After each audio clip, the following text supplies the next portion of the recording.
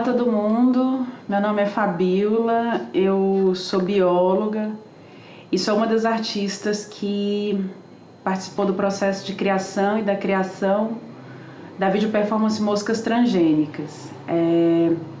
Essa vídeo performance foi feita em 2019 no Laboratório de Genética da Universidade Federal de Uberlândia, dentro do Instituto de Biotecnologia, e foi feita como parte do meu processo de pós-doutorado em artes, vinculada ao Instituto de Cultura e Artes da Universidade Federal do Ceará. Bom, eu trouxe aqui hoje fragmentos do vídeo que a gente fez.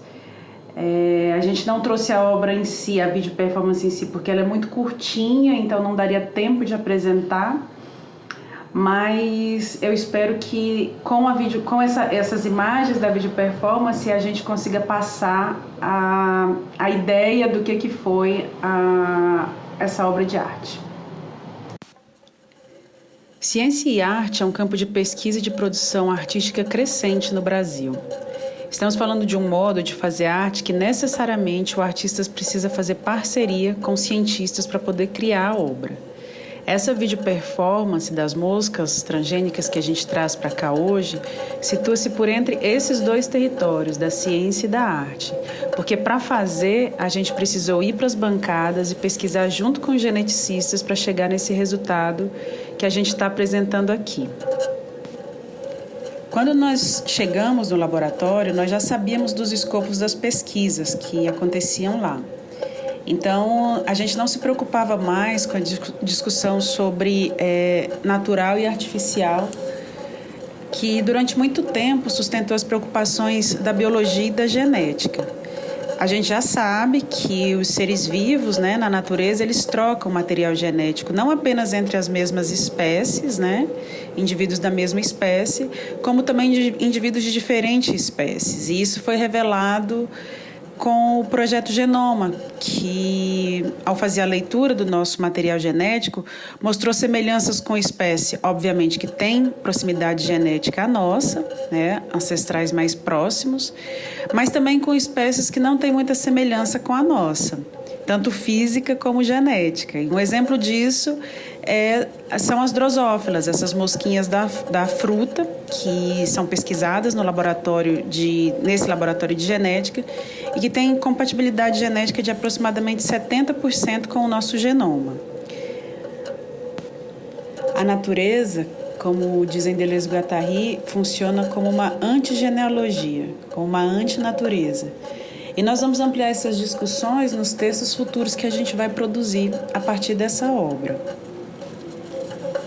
Mas hoje a gente vai falar um pouco sobre partes do processo de criação da obra, de algumas coisas que a gente precisa colocar em relevo. Um deles, quando a gente entra no laboratório, refere-se aos protocolos de biossegurança que a gente segue para produzir a obra, Então, um dos protocolos, por exemplo, é que uma obra transgênica não saia do laboratório. Então, a forma que a gente leva, que a gente expõe essa obra é sempre com vídeo, com foto, ou mesmo com essas performances, igual essa que a gente traz aqui. As moscas que a gente fez, elas nunca saíram do laboratório fisicamente falando. E mesmo se elas saíssem do laboratório com um container biológico, que às vezes é possível, a gente teria que sustentar uma obra que teria aproximadamente a duração de 15 a 20 dias dentro de uma exposição artística. 15 a 20 dias porque esse é mais ou menos o ciclo de vida, o período do ciclo de vida de uma mosca. E outro ponto que é bastante importante e nós somos frequentemente questionados é sobre as questões éticas que envolvem esse processo de criação de uma obra transgênica. Bom, a gente vai ressaltar primeiro que não existe um comitê de ética para pesquisa com o uso de insetos, embora as discussões sobre isso elas tenham ganhado cada vez mais espaço, o que reitera aí a necessidade de ampliar essas discussões, O que existe no Brasil é uma comissão para uso de animais em pesquisas, mas sobretudo animais vertebrados. Ainda assim, essas discussões sobre éticas, elas giram muito em torno, ou quase que exclusivamente em torno do bem-estar animal, o que sem dúvida trouxe um grande avanço para as pesquisas, mas não deveriam se esgotar nisso, já que trata-se de discussões éticas. Nós pensamos que essas discussões elas deveriam englobar as questões que emergem, inclusive, da experimentação, né? Porque, na verdade, a gente está usando animais em pesquisas e, no final, quem vai ter acesso a esses benefícios?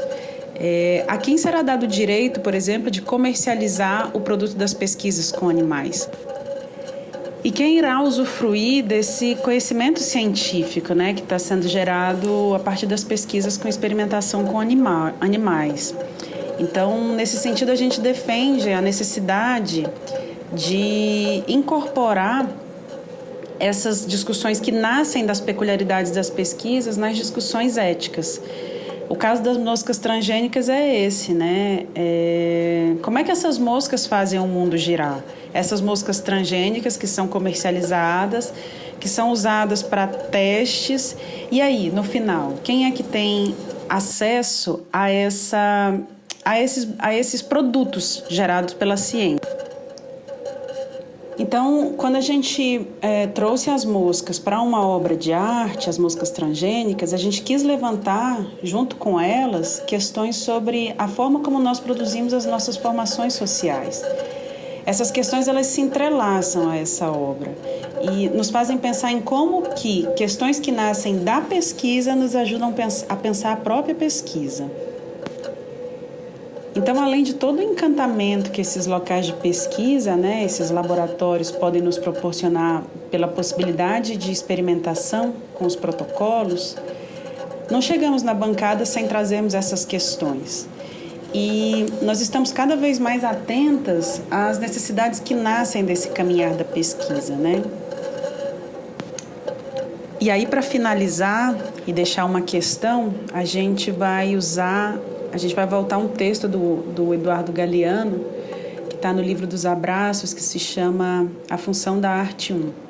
É uma história bem curta de um pai que leva um filho para conhecer o mar. O garoto tinha mais ou menos uns 8 anos e eles foram andando, atravessando as dunas, percorrendo um longo caminho. E aí, quando o menino chegou, encontrou o mar, ele ficou atônico, ele perdeu a voz. E quando ele conseguiu recuperar o fôlego, ele segurou na mão do pai e aí ele disse: "Pai, me ajuda a olhar". E hoje a gente está aqui com as moscas exatamente para isso, porque elas nos ajudam a olhar e a questionar o mundo. E a gente finaliza deixando uma questão: o que pode uma mosca?